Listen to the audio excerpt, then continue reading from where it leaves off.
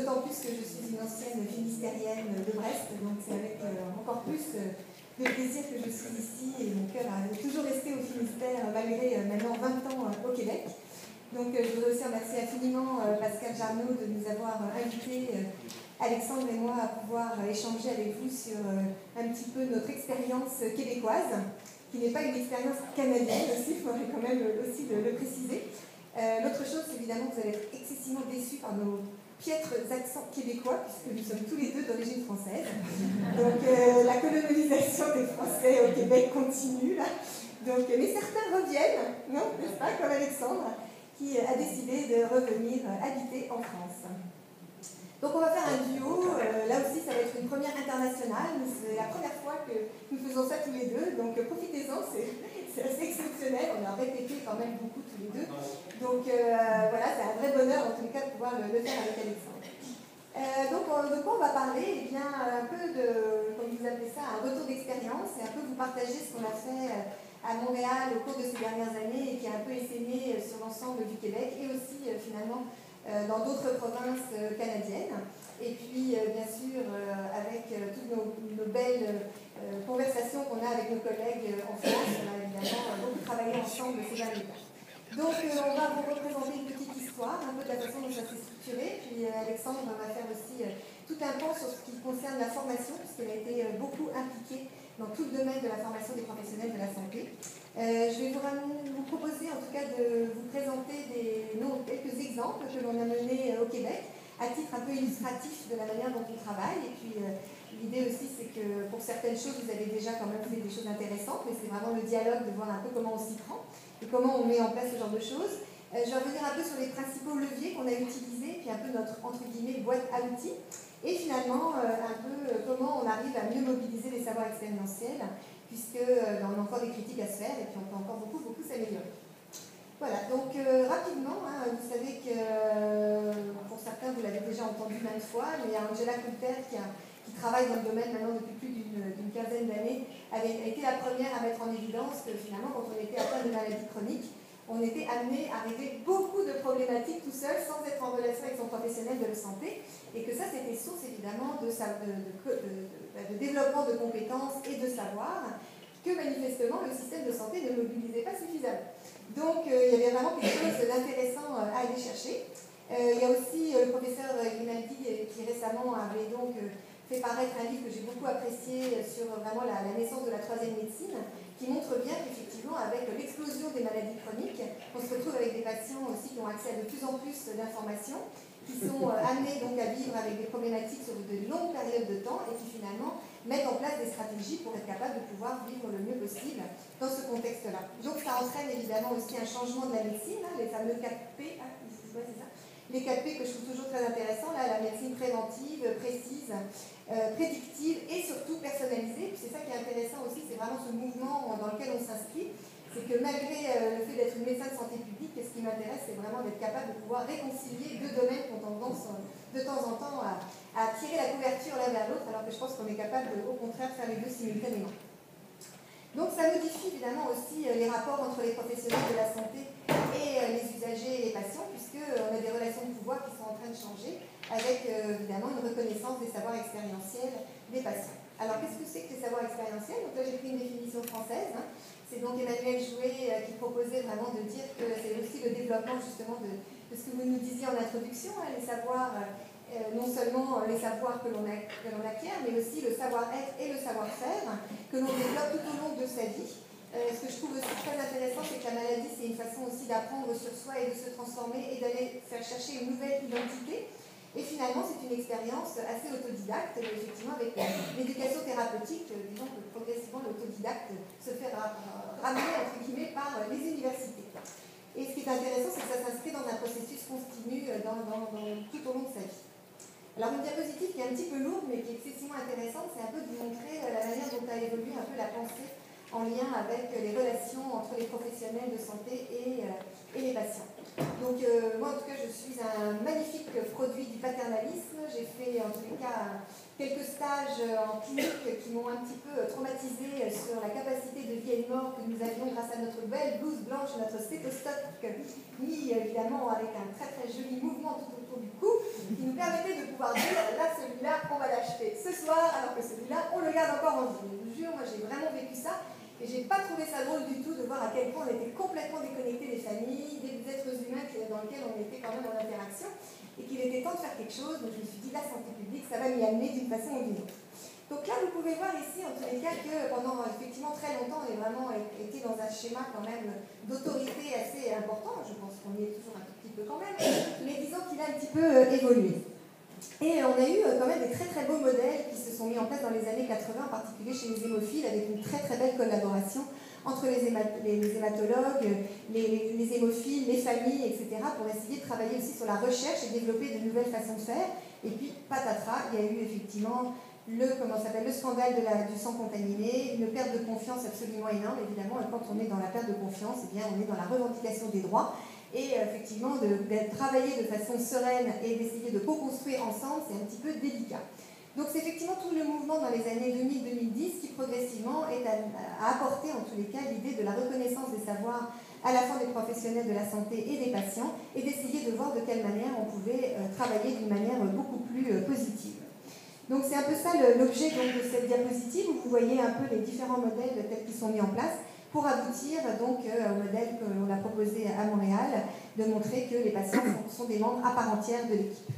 Un petit clin d'œil évidemment à Vincent Dumais, c'est absolument impossible de ne pas le faire, donc lui aussi d'origine française, qui donc enfant est parti au Québec, et qui s'est retrouvé évidemment aussi hémophile de naissance, et en ayant contracté un certain nombre d'autres maladies dans le contexte du sang contaminé, et qui donc au Québec, dans le cadre d'un travail qu'il faisait pour sa maîtrise à HEC, a rencontré le doyen de la faculté de médecine, qui tout d'un coup a pris conscience que le travail qu'il faisait aux instituts de recherche en santé du Canada, c'est-à-dire d'impliquer les patients en recherche, eh bien finalement, il ne les impliquait pas dans sa faculté de médecine. Donc il était important absolument de changer les choses et de faire en sorte qu'il y ait la création du bureau du patient partenaire, et c'est comme ça que Vincent s'est retrouvé avec un boulot après son interview qu'il était en train de faire du doyen. Et il a commencé donc à travailler sur les cours de collaboration interdisciplinaire, puis je vais laisser Alexandre en dire un petit peu plus. Donc actuellement, nous travaillons dans une structure qui s'appelle le Centre d'excellence sur le partenariat avec les patients et le public. Et ce qui est un peu caractéristique du modèle dit de Montréal, c'est d'être capable de pouvoir travailler simultanément, donc à la fois sur l'engagement des patients dans l'enseignement, parce que c'est là où c'est né, de les engager évidemment dans le système de santé et de les engager dans la recherche. C'est ça qui est vraiment intéressant, c'est cette synergie qu'on a été capable de pouvoir mettre en place, et même on le fait aussi dans l'évaluation des technologies, pour être vraiment sûr qu'ils sont présents à tous les niveaux, pour être capable vraiment de changer la culture. On est donc 4 co-directeurs, puis là j'ai mis Luigi Flora aussi, qui a vraiment été l'âme vraiment de beaucoup de travaux qui ont été réalisés. Donc il y a Antoine Boivin, il y a Philippe Carazivan, et puis Vincent Dumais, que vous voyez ici. Et puis il y a une équipe un peu plus fournie, donc là peut-être Alexandre, tu voudrais en dire un mot là? L'intérêt, surtout, vous montrer l'équipe que ça prend, c'est que la nature interdisciplinaire des gens qui y sont justifie, ou on peut dire, explique une partie de la transformation culturelle qui s'est passée au Québec. C'est-à-dire que dans des équipes qui amènent une transformation culturelle, qui est celle du partenariat, ça prend cette diversité de personnes à l'intérieur pour être à la croisée des mondes et tester à l'intérieur, à l'interne, tout ce qui va se passer à l'extérieur. Si vous aviez uniquement, par exemple, ce qui aurait pu être entièrement uniquement des patients ou entièrement des professionnels de la santé, ce qui aurait été élaboré comme contenu de formation, d'accompagnement des organisations et d'outils, aurait eu peu de chances de s'implanter dans un milieu où il y a une diversité de parties prenantes. De ce fait-là, l'intérêt, c'est qu'on s'engueule à l'interne. C'est plus sympa. Parce que de ce fait-là, on peut tester nos outils, les fabriquer dans cette perspective, voir ce qui fonctionne ou pas, parce que les cliniciens présents, les patients présents, les experts en évaluation présents peuvent mobiliser au sein de nos discussions tout ce qu'il va y avoir comme enjeu de terrain. Et de ce fait-là, on peut produire des outils, produire des contenus de formation, produire des démarches d'accompagnement qui vont déjà être à l'épreuve de ce qui va se passer dans le milieu, et ce qui augmente grandement la capacité de les déployer ensuite de manière structurante dans le réseau de la santé. Donc ça, c'est juste pour montrer à peu près la diversité des gens qui sont. Chose importante qu'on aurait pu vous dire un petit peu avant, c'était le fait que ce qu'on vous présente, c'est une expérience donc québécoise, qui est donc propre au contexte et à la manière dont on a organisé le nôtre, le type d'institution qu'on a, le type de rapport entre les professionnels qu'on a, qui n'est pas le même qu'en France, on l'a vu assez rapidement. Et que de cette là, ce que je vous demande aujourd'hui, par exemple dans cette présentation et dans le reste de la journée, c'est de voir quels sont les facteurs clés de succès universels que nous on a vécu, c'est-à-dire des choses qui ont permis que le projet fonctionne, et qui peuvent aussi être des facteurs clés de succès en France. Par exemple, le co-leadership patient-professionnel de la santé. Le fait que dès que vous avez des projets de partenariat, s'ils sont portés au sein d'un CHU ou d'une faculté de médecine uniquement par un des acteurs, il y a de grandes chances que malgré qu'il soit bien intentionné, malgré sa bienveillance, qu'au bout d'un moment, un des mondes soit oublié. Si on veut travailler en partenariat, la première chose, c'est de l'incarner en termes de co-leadership et de co-responsabilité. Ça, c'est un facteur clé de succès universel. Ensuite, le simple fait que ce qu'on vous présente, ce qu'on vous montre, c'est un travail de 8 ans, 8 années de travail. Faites attention à ne pas considérer que la marche est trop haute et de vous décourager dès le début en disant « Ah oui, mais nous, on n'est pas là, donc ça ne sert à rien de commencer ». C'est 8 ans de travail et il y a quasiment 27 personnes dans l'équipe aujourd'hui. Donc aussi, regardez que ça commence par des petits projets qui ont des fortes probabilités de succès et à partir de cela, on capitalise pour faire plus grand. Donc, une chose aussi qui est excessivement intéressante dans le domaine qui nous intéresse, c'est de voir de quelle manière on est capable de pouvoir synchroniser deux mondes qui n'ont pas tout à fait la même façon de concevoir la vie. Donc, d'un côté, on a vraiment le monde de la rationalité, dans lequel les professionnels de la santé s'inscrivent avec une démarche très structurée au niveau scientifique. Et puis, de l'autre côté, on a donc vraiment un monde beaucoup plus basé sur les émotions, avec effectivement le fait qu'on doit faire face à des situations quand même très douloureuses par rapport à soi, où finalement on est vraiment sur le désir de compréhension de ce qui nous arrive, d'accepter aussi le fait qu'on est en train de changer dans notre manière d'être, et finalement donc d'arriver à un nouvel état d'équilibre au niveau de notre façon de vivre. Donc on a vraiment tout un enjeu de synchronisation dans le temps de ces deux mondes qui n'est pas toujours évident de pouvoir faire, et surtout on a un rapport au temps et à l'espace qui est excessivement différent. Comme vous le savez, un professionnel va avoir 20 patients dans sa journée, alors que le patient, il va voir son professionnel qu'il va voir pendant une fois dans l'année. Donc on ne se retrouve pas du tout dans le même espace, évidemment, de l'importance, en tous les cas, que l'on accorde à la visite en particulier. Donc ça entraîne aussi le fait que les expériences sont différentes. On a une expérience qui est séquentielle et totalement limitée du côté des professionnels, alors que du côté des patients, eh bien, on a une expérience qui est longitudinale et intégrée. Ce qui nous intéresse aussi dans le modèle du partenariat patient, c'est vraiment la reconnaissance du fait que d'un côté on a l'expertise de la maladie, que l'on ne remet évidemment absolument pas en cause, et de l'autre c'est vraiment la reconnaissance de l'expérience avec la vie avec la maladie. Et ça permet vraiment de mettre en place un changement culturel et surtout de revenir à des relations d'équivalence beaucoup plus grandes grâce à cette reconnaissance. Donc, qu'est-ce que ça amène? Ça amène de travailler vraiment sur le projet de vie de la personne et de voir par rapport à ce projet de vie comment on peut prendre une prise de décision qui soit le plus partagée ou en tous les cas qui amène la personne à être mieux outillée pour pouvoir prendre des décisions éclairées en fonction de ses propres objectifs et de faire en sorte qu'évidemment il apporte un savoir complémentaire à l'ensemble de l'équipe. Donc, c'est vraiment de l'interdisciplinarité comprenant le patient.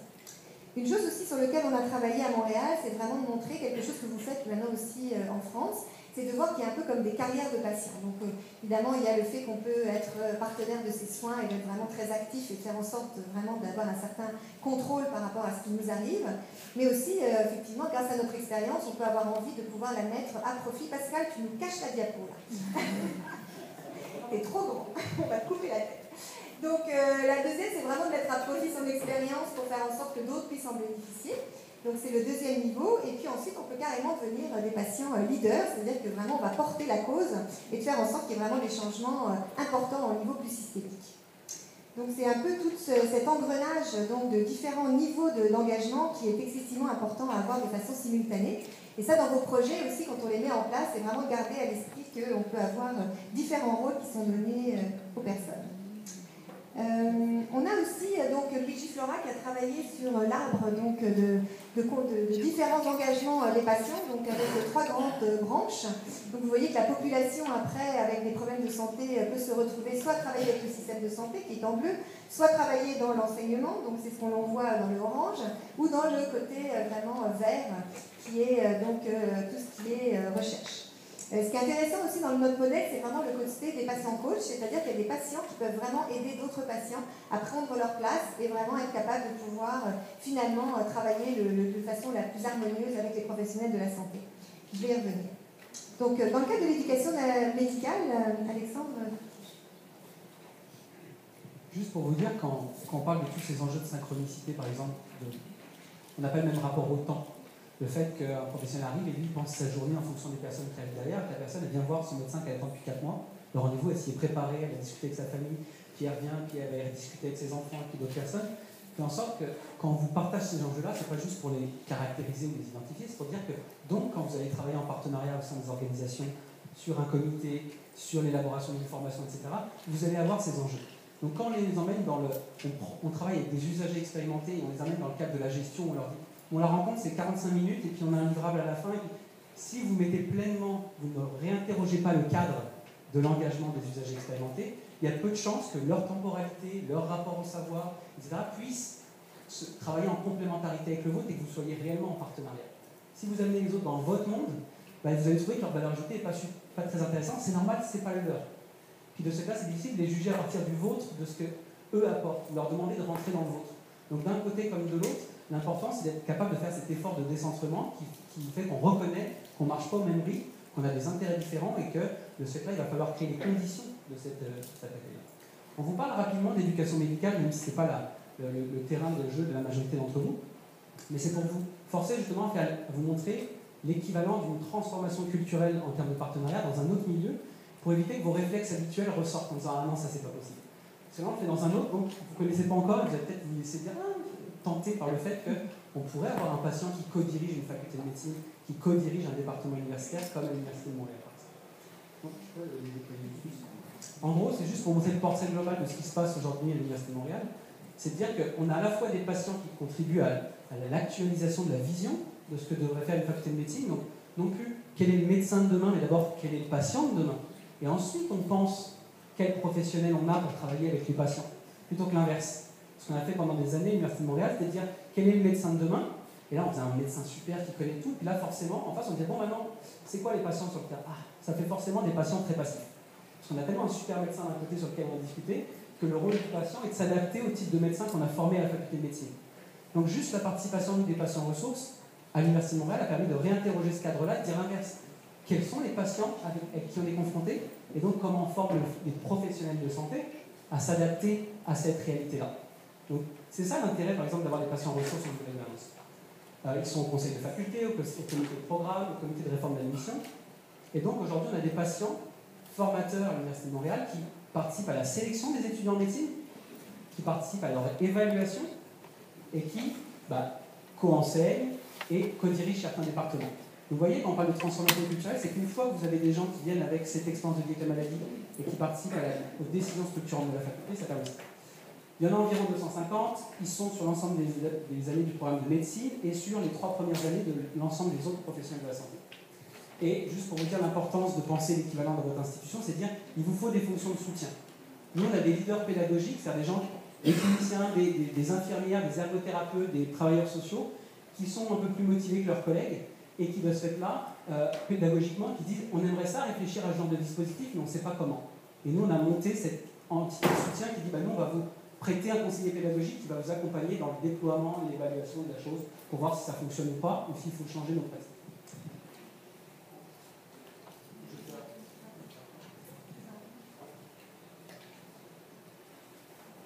Donc rapidement, ça c'est ce qui se passe dans la faculté de médecine en termes d'innovation pédagogique.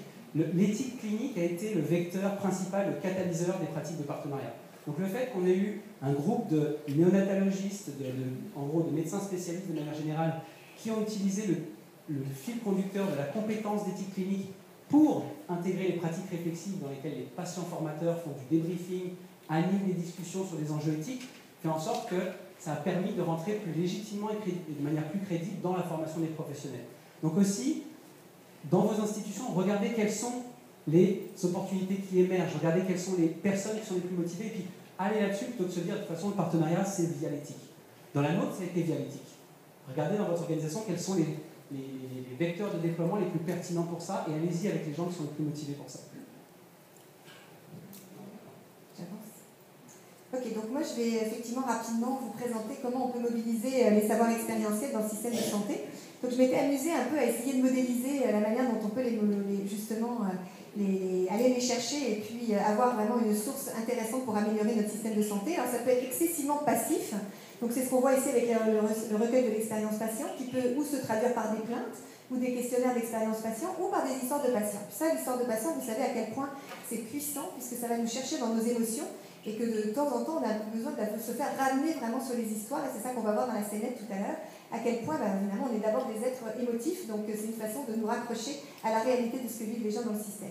Puis progressivement on s'en va vers la co-construction et le fait effectivement de développer aussi ce qu'on appelle des patient reported outcomes ou des patient reported experience, parce qu'effectivement, jusqu'à présent, c'est surtout les professionnels qui, de leur point de vue, ont élaboré les différents indicateurs. Or, quand on est du côté du patient, on n'a pas du tout la même priorité, en tout cas sur ce qui nous paraît en tous les cas le plus important.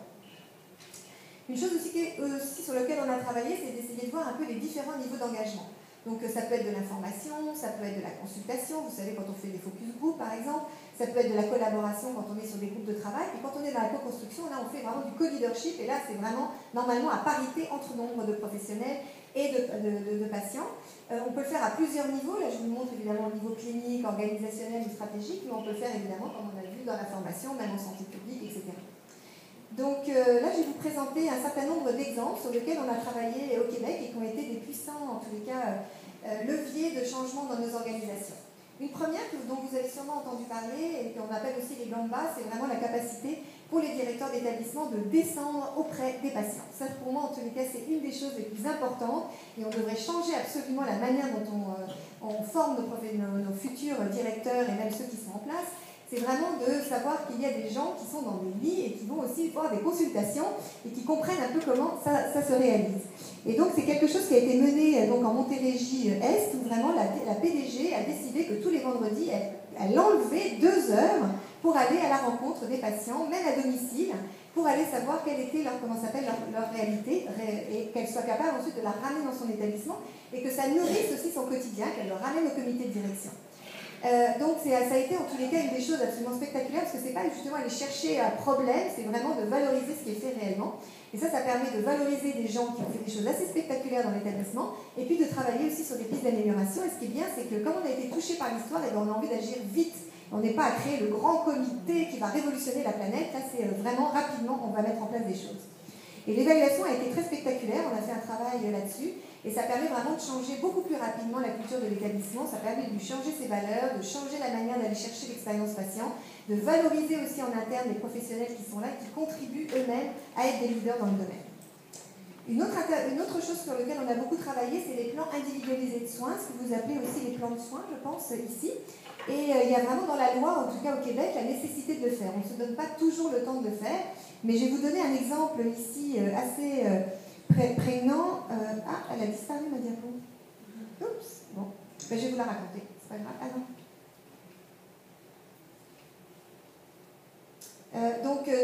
L'exemple de plan de soins, c'est quelque chose qui a été... Enfin, je vous donne un exemple, mais c'est ce qu'on essaye de développer dans d'autres endroits. C'est de faire en sorte, là, comme Madame Tremblay, qui a un problème de sclérose en plaques, c'est vraiment un traumatisme pour sa famille de la faire partir dans un établissement de longue durée. Et donc, il y a vraiment un gros conflit interne à la famille qui est sous-jacent. Et donc, l'idée, c'est d'avoir justement ce qu'on appelle ce fameux patient coach, où là, c'est plutôt un aidant coach, qui va aider la famille à mieux déterminer quels sont ses véritables besoins, comment ils vont se préparer à rencontrer l'équipe et être capable vraiment de pouvoir savoir qu'est-ce dont on a vraiment besoin. Et ça permet de pouvoir faire ressortir plein de problématiques qui sinon seraient totalement escamotées. Et c'est ça qui s'est passé. Donc il y a eu un gros travail qui a été fait avec cette aidante coach. Et lorsque la rencontre s'est faite avec l'équipe, on a été capable de pouvoir, mettre en évidence que l'équipe pensait que la personne ne pouvait plus s'alimenter toute seule alors qu'elle était capable de pouvoir s'alimenter. 2, qu'elle était très souffrante et il n'y avait absolument pas de prise en considération de sa douleur au moment où l'équipe avait travaillé. Et finalement, on s'est rendu compte que le mari était dans une situation excessivement précaire au niveau financier. Donc ça a permis aussi de mettre vraiment à l'ensemble de la famille vraiment un soutien beaucoup plus grand. Puis sa fille qui ne voulait pas venir voir sa maman, finalement, elle a créé des liens de confiance avec l'équipe qui font que finalement, tout le monde part avec des bases, on sait où on s'en va, qu'on va pouvoir remettre ensuite régulièrement remettre sur la table un peu le plan de soins pour être sûr vraiment qu'on répond bien aux besoins. Donc c'est un temps qui prend du temps, mais qui est tellement payant pour la suite, là, au niveau humain, et d'être capable de vraiment partir sur les bonnes bases ensuite pour pouvoir construire la relation de confiance. Quelque chose sur lequel je travaille beaucoup, moi, c'est les patients accompagnateurs, donc ce qu'on appelle aussi la paire aidance au Québec. Nous, c'est un peu moins structuré en termes d'éducation thérapeutique et de formation, mais on va vraiment chercher les savoirs expérientiels des patients pour s'assurer vraiment qu'ils sont capables de pouvoir aider les personnes qui ont à vivre ces mêmes situations de façon beaucoup plus harmonieuse.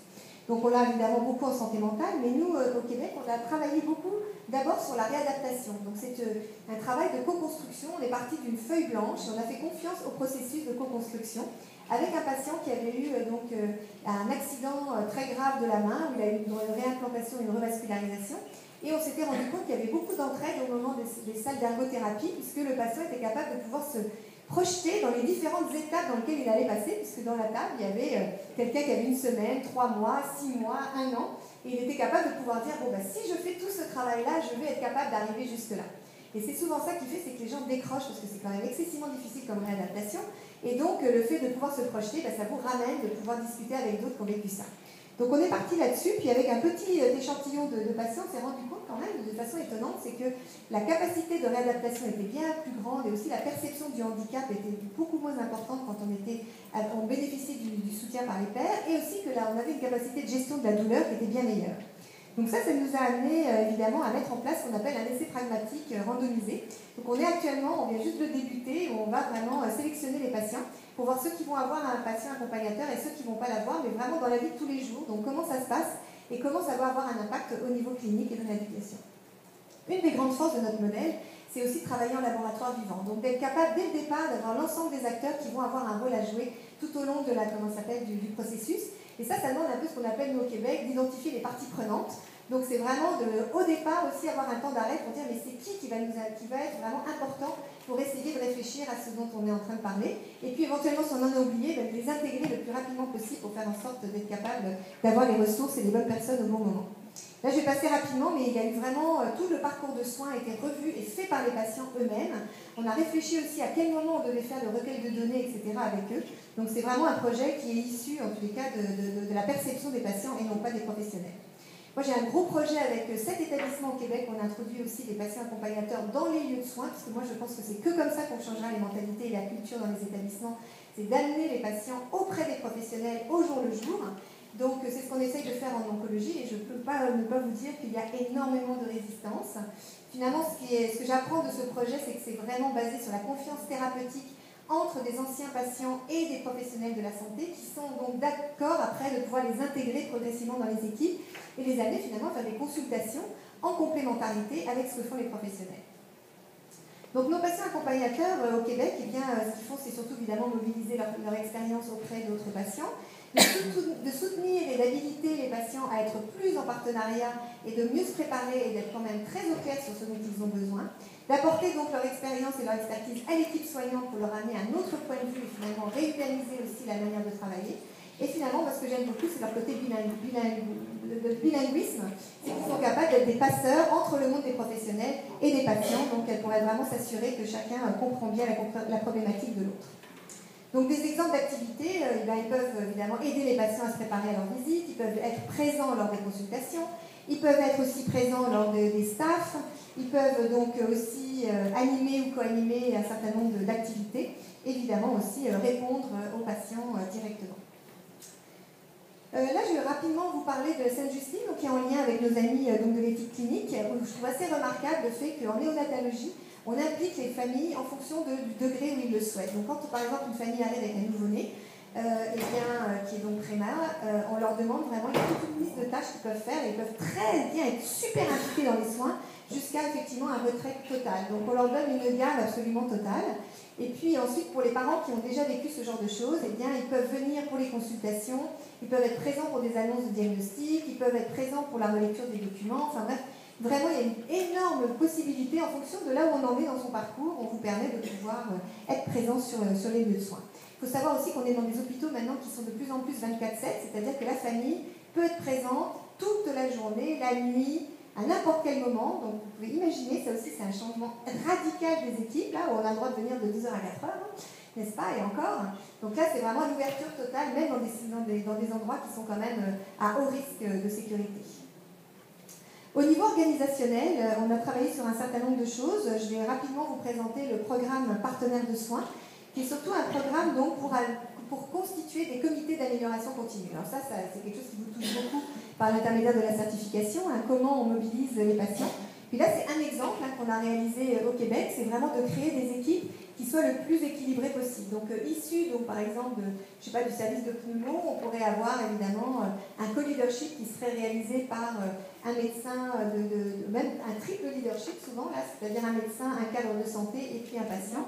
Et on essaye donc de faire en sorte que tout ce petit monde travaille ensemble, mais en étant outillé à la fois par des leaders de collaboration d'établissement qui vraiment s'assurent que tout le monde comprend bien les rôles de chacun, et aussi un patient coach qui est capable aussi de s'assurer en tout cas que la place des patients est bien prise en compte.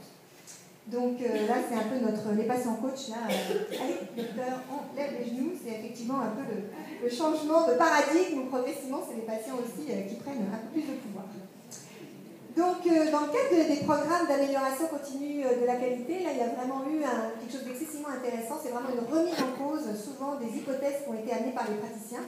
J'aime beaucoup vous donner cet exemple donc, de quelqu'un avec qui on travaille beaucoup, c'est dans le cadre du cancer de la thyroïde, où les professionnels entre eux s'étaient un peu réunis pour essayer de savoir sur quelle thématique on pourrait travailler, évidemment, dans le cadre du comité d'amélioration continue. Et ils étaient tous arrivés en disant, oh là là, il y a un problème quand même d'adhérence au traitement, ce serait vraiment important qu'ils comprennent bien, on devrait faire des dessins avec les pilules et tout, enfin bref. Puis là, les patients sont arrivés en disant, on s'en fout complètement de notre truc d'adhérence au traitement, là, c'est vraiment pas du tout de notre intérêt. Nous, ce qui nous intéresse, c'est l'annonce du diagnostic. Puis alors là, silence autour de la table, on dit, c'est quoi cette histoire d'annonce du diagnostic? On fait ça tellement bien, c'est extraordinaire ce qu'on fait, on s'occupe tellement bien de vous et tout. Puis là, elle dit, le seul problème, c'est que la première chose que vous nous dites, c'est, oh, mais quelle chance, vous avez un bon cancer, vous avez besoin, c'est extraordinaire. Et là, quand vous nous dites ça, là, vous nous mettez dans une situation où on ne peut plus avancer parce qu'on doit plus se plaindre, on a tellement de chance d'avoir un cancer, et en plus le bon.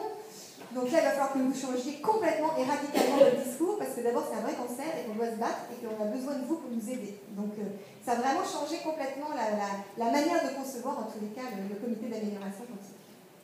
Donc, c'est ça, ça a permis aussi de redonner du sens, mais ça, c'est quelque chose que vous vivez déjà, je pense, dans vos établissements. Là, les professionnels, quand ils commencent à travailler avec les patients, ils se rendent compte qu'ils savent pourquoi ils ont choisi ce métier-là, alors qu'ils l'avaient un petit peu oublié en cours de route.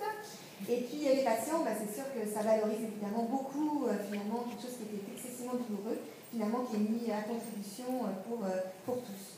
Donc un exemple d'une de nos patientes, là, qui est architecte, qui a travaillé donc, dans un comité d'amélioration continue et puis qui avait refait donc, en tant qu'architecte des locaux, puis qui s'était rendu compte qu'elle n'était pas du tout partie du point de vue des patients, puis qu'elle avait fait des grosses fautes de goût, là, entre guillemets, là, et que donc c'était pas du tout une bonne idée. Et ce qui est intéressant, c'est qu'avec sa participation au comité d'amélioration continue de la qualité, ça a changé complètement sa pratique d'architecte. Elle est devenue architecte dans le domaine donc, hospitalier.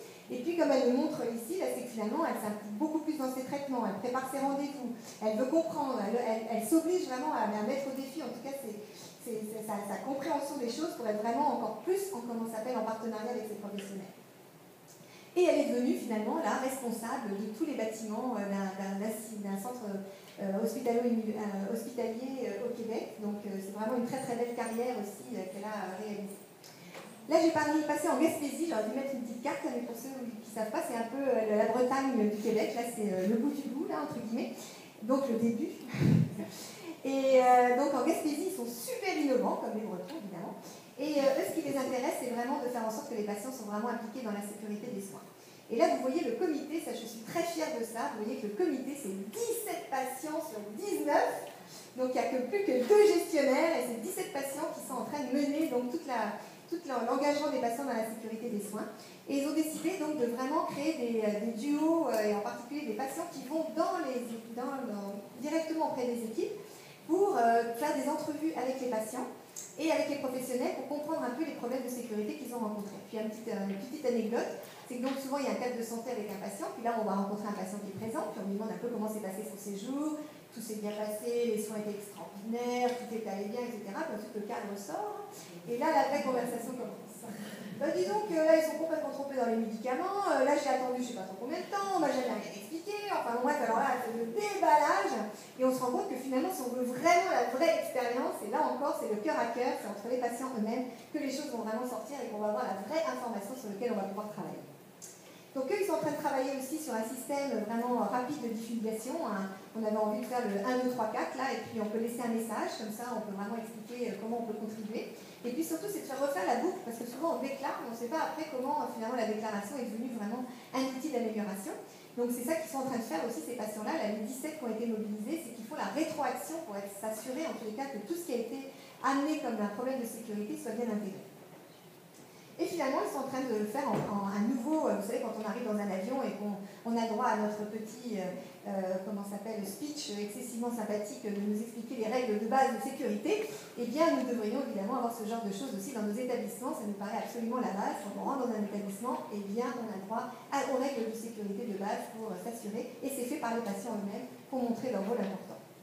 Je vais passer rapidement parce que vu le temps qui passe là, mais juste pour vous dire qu'on a un nouvel hôpital à Montréal qui s'appelle donc le CHUM, et que les patients ont été vraiment impliqués complètement sur la réorganisation donc, de tous les parcours de soins et aussi des parcours qui sont plus dits administratifs, que ce soit l'alimentation, les processus administratifs, la stérilisation, etc., le circuit du médicament. Et ça a été vraiment une expérience assez exceptionnelle, puisque ça a entraîné évidemment aussi le fait que les patients se sont retrouvés à mettre en évidence des problèmes de sécurité qu'aucun professionnel n'avait mis en évidence. Et dans les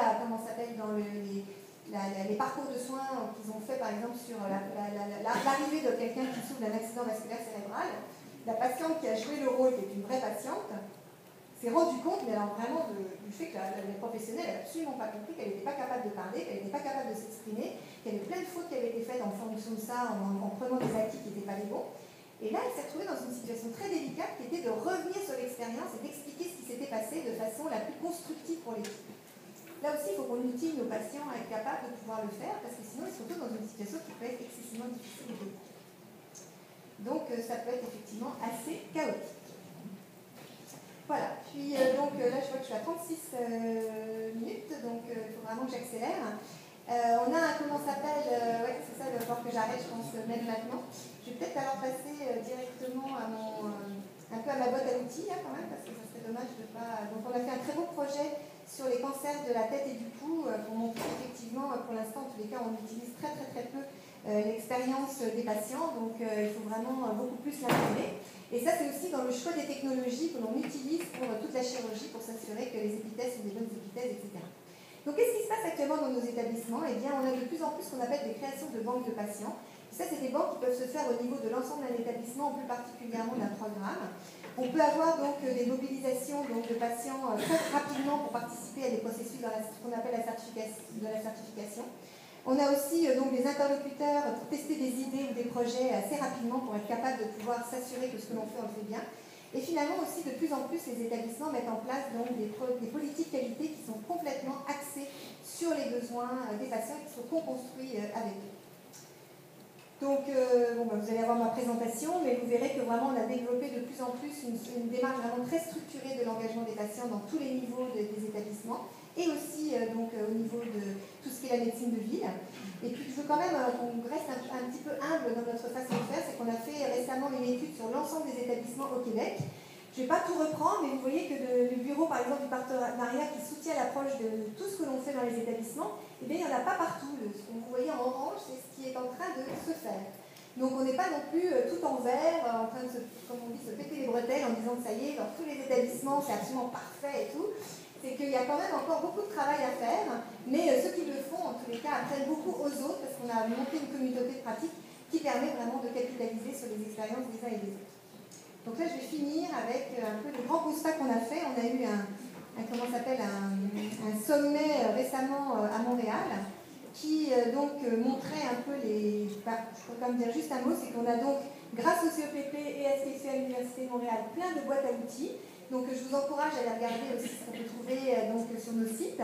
Il y a des lexiques, des référentiels de compétences, de tout ce qu'on peut faire sur les patients accompagnateurs. On a développé aussi un questionnaire pour mesurer le partenariat au niveau clinique, qui s'appelle CADICE. Et puis on a évidemment aussi beaucoup développé de grilles de recueil pour pouvoir être capable de pouvoir capter l'expérience patient et l'intégrer vraiment à tous les niveaux de gouvernance du système de santé. Puis là, Pascal et d'autres personnes dans la salle ont travaillé avec nous pour la réalisation d'un bouquin au niveau international sur l'engagement des patients. Donc, peut-être qu'on pourrait finir là-dessus.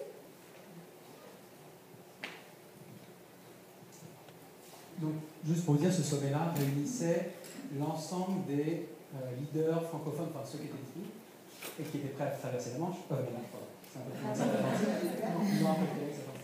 ça, et que de ce fait-là, l'objectif, c'était juste de dire, durant ces 2 jours, il y a eu à peu près 80 personnes qui étaient du milieu francophone, Suisse, France, etc. Et qu'on s'est dit, globalement, sur quoi dans nos projets respectifs, on s'entend, constituent des facteurs clés de succès. Le premier, c'était soutenir une philosophie de co-construction dans les soins. Ça, c'est le seul garde-fou à l'instrumentalisation des usagers expérimentés.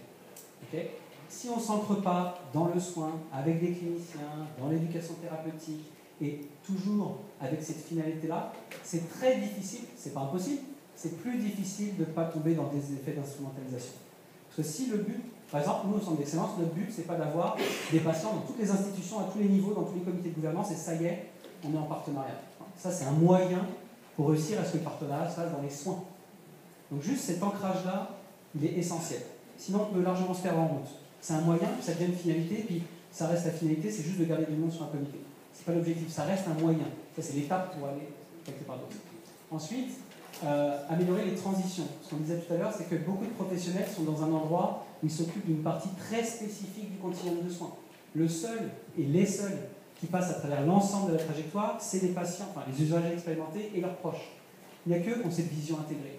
De ce fait-là, dans les comités, en tant que gestionnaire ou en tant que professionnel, en fait, le seul moyen qu'on fasse correctement notre travail et qu'on prenne une bonne décision, c'est de mobiliser cette partie-là du continuum. Sinon, on prend une décision partielle. Et donc, de ce fait-là, c'est difficile qu'elle soit optimale. Comme on disait, si on se retrouve comme au Canada, enfin au Québec, je crois plus spécifiquement, avec des super outils technologiques qui permettent de faire des radios de super bonne qualité, de détecter des molécules extrêmement fines, etc. Donc de faire le bon diagnostic, de faire le bon plan de traitement, mais que comme actuellement on a 80% d'inobservance au traitement dans les maladies cardiovasculaires, j'ai beau avoir investi en tant que société partout dans la formation, les outils, etc. À la fin, j'augmente rien, j'améliore en rien la santé de ma population. Donc, si on ne mobilise pas ça, c'est difficile de prendre une bonne décision en santé. Renforcer les capacités d'apprentissage des patients, c'est plutôt dans le partenariat. C'est pas de dire d'un côté les professionnels et les gestionnaires, eux ils sont prêts à être partenaires, c'est juste les patients qui ne sont pas assez partenaires, on va les former. C'est de dire, à travers la formation des usagers au partenariat de soins, ils deviennent des catalyseurs de ces pratiques dans le système de santé, avec les professionnels qui sont souvent pris dans des contraintes qui ne les aident pas à travers le partenariat. Ajuster la formation, on l'a dit tout à l'heure, c'est le seul moyen à la formation initiale d'avoir des étudiants qui vont avoir ce réflexe-là. Je donne rapidement l'exemple du mentorat. À l'Université de Montréal, les étudiants en sciences de la santé, ils peuvent être accompagnés en mentorat par un patient pendant l'ensemble de leurs études. Imaginez ce que ça change comme soignant, comme étudiant, futur médecin ou future infirmière, quand toutes les situations compliquées que je vis en milieu clinique et que je ne peux pas partager avec mes collègues et qui je suis en concurrence avec mon patron qui m'évalue, etc., j'ai un patient mentor qui m'accompagne et avec qui je peux discuter de ça. Comment je rentre adéquatement dans une chambre de quelqu'un qui est là? En général, est-ce que ça fait faux cul de taper puis de rentrer tout de suite? Des questions qu'ils ne vont jamais oser poser aux autres et que là, posent à des patients et développent une relation qui va changer leur manière d'être un professionnel par la suite. Donc juste rapidement, effectivement, on avait commencé en vous montrant le fait qu'on travaille simultanément là, sur l'éducation, la recherche et la gouvernance. Donc ça, c'est vraiment, je pense en tout cas, si on veut vraiment changer la culture de l'ensemble de notre manière de concevoir le soin et le système de santé, c'est vraiment excessivement important d'avoir depuis le départ. Et puis je vais pas reprendre plusieurs points, mais c'est sûr que d'impliquer les patients de A à Z pour éviter l'instrumentalisation, pour nous aussi, c'est une clé de succès excessivement importante. Finalement, peut-être tu veux redire un mot sur l'importance évidemment de la valeur ajoutée des savoirs des patients. On s'inscrit vraiment dans ce que l'on appelle de plus en plus au niveau international de système de santé apprenant. Donc on est constamment en train de se remettre en cause et de voir de quelle manière on peut apprendre de ce que l'on fait pour toujours aller finalement au mieux dans la façon de répondre aux réels besoins des personnes qui sont concernées. Et puis c'est sûr qu'on réfléchit aussi à des indicateurs qui deviennent de plus en plus proches, en tous les cas, de l'expérience humaine, et que ce ne soit pas uniquement des indicateurs quantitatifs, mais que ce soit aussi des indicateurs qualitatifs. Donc finalement, pour finir, on voudrait revenir sur le BMJ. Je ne sais pas si vous vous souvenez, mais il y avait eu donc cette magnifique première là, de couverture qui montrait « Let the patient revolution begin ». Donc là, je pense qu'on n'est plus au begin. C'est sûr que cette révolution, elle est là pour rester. Ça va être effectivement notre façon de concevoir à la fois le milieu d'enseignement, le milieu de soins, et aussi la façon de conduire la recherche qui va complètement être changée au cours des prochaines années. Et c'est sûr que pour moi, en tous les cas, c'est vraiment le fait d'arriver à une révolution pour changer la norme sociale. On ne se pose même plus la question, où ça devient absolument évident de pouvoir réfléchir avec des patients dès qu'on commence à s'intéresser à eux-mêmes et qu'on ne le fasse pas sans eux. Donc moi, j'aime beaucoup cette phrase qui dit « Nothing about me without me », donc rien qui me concerne sans moi. Voilà, donc là, si vous voulez rester en contact avec nous, on a plein de différents liens. Merci beaucoup.